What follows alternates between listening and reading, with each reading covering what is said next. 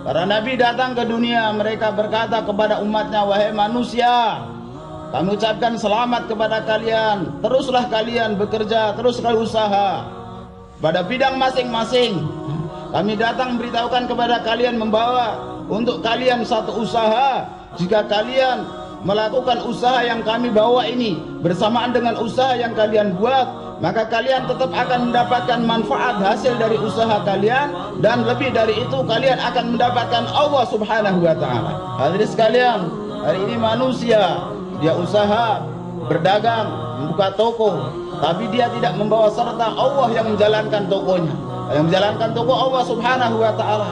Seorang petani dia menjalankan usaha pertanian, tapi dia tidak beserta Allah Subhanahu wa ta'ala bersamanya. Padahal Allah Subhanahu wa ta'ala yang menjalankan pertaniannya. Begitu juga seorang telah mendapatkan kedudukan posisi dalam pemerintahan, tapi dia tidak membawa serta Allah Subhanahu wa ta'ala bersamanya. Padahal yang menjalankan kekuasaan dalam pemerintahan adalah Allah Subhanahu wa ta'ala. Hadirin yang dirahmati Allah Subhanahu wa ta'ala, Anbiya alaihi salawat wa taslimat datang ke dunia membawa usaha untuk manusia. Jika manusia mengerjakan usaha tersebut, maka manusia akan bisa membawa serta Allah Subhanahu wa ta'ala bersamanya. Allah Subhanahu wa ta'ala akan bersama manusia tersebut. Jika Allah Subhanahu wa ta'ala telah bersamanya, maka orang yang berdagang, usahanya berdagang, dia tidak akan mendapatkan manfaat, tidak akan mendapatkan hasil daripada perdagangannya sesuai dengan jumlah toko atau barang yang dia jual, tapi dia akan mendapatkan manfaat sesuai dengan kebesaran Allah Subhanahu wa ta'ala. Maulana Yusuf rahimahullah mengatakan, hari ini keadaan umat ada seperti ini. Di lidah umat itu bersama Allah dan Rasulnya. Di lidah umat ada Allah dan Rasulnya, namun amalan umat itu mengikuti orang Yahudi dan Nasrani.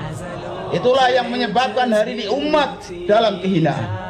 Maulana Yusuf rahimahullah menarik nafas dalam-dalam, menampakkan kesedihannya, dan beliau berkata, seperti itulah keadaan umat Islam hari ini. Seluruh umat Islam illa masya Allah, kecuali yang dirahmati Allah Subhanahu wa ta'ala, lidah mereka bersama Allah dan Rasulnya, namun amal mereka, perbuatan mereka bersama Yahudi dan Nasrani. Dan hal itulah yang menyebabkan umat hari ini dalam kehinaan.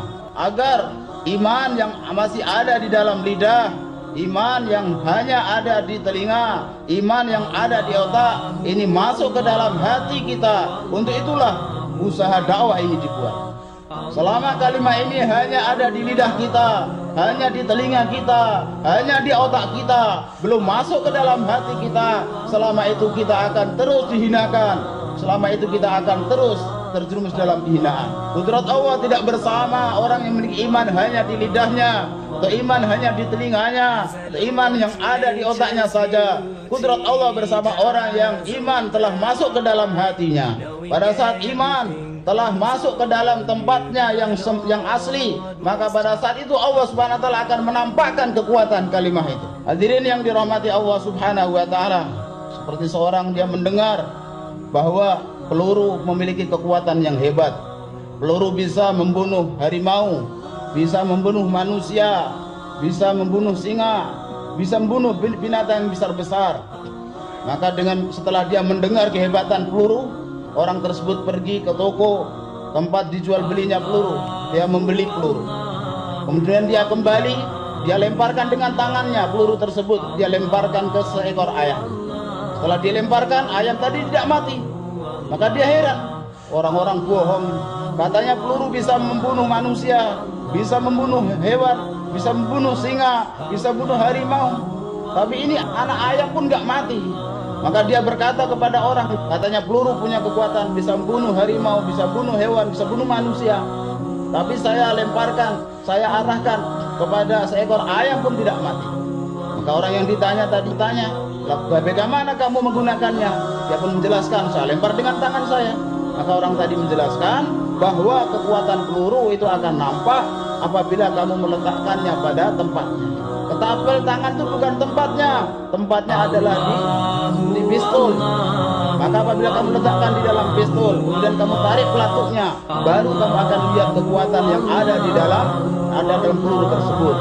Apabila diarahkan kepada seekor harimau, harimau akan mati.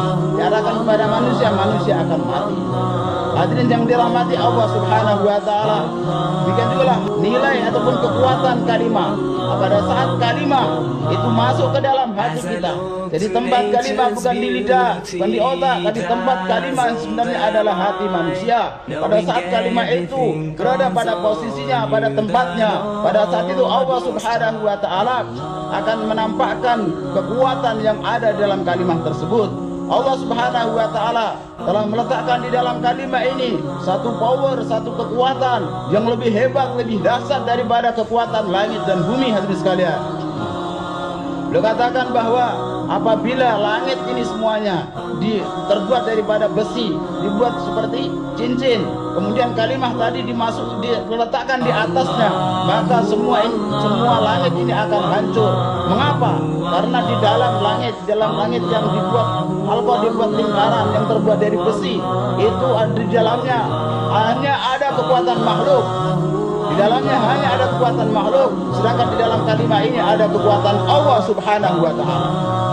Ya hadirin sekalian, kekuatan peluru itu bukan di tangan, tapi tempat peluru adalah di dalam senapan.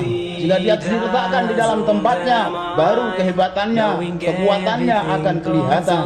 Demikian juga hadirin yang dirahmati Allah Subhanahu wa Ta'ala, tempat iman adalah hati, bukan lidah, bukan telinga, bukan otak kita. Lidah hanyalah tempat untuk membicarakan kebesaran, telinga hanyalah untuk mendengarkan kalimat tersebut, otak hanya untuk memikirkan kalimat tersebut. Namun tempat kalimat adalah hati. Pada saat kalimat ini masuk ke dalam hati kita, berada pada tempatnya, maka Allah Subhanahu wa Ta'ala akan menampakkan kehebatannya di dunia.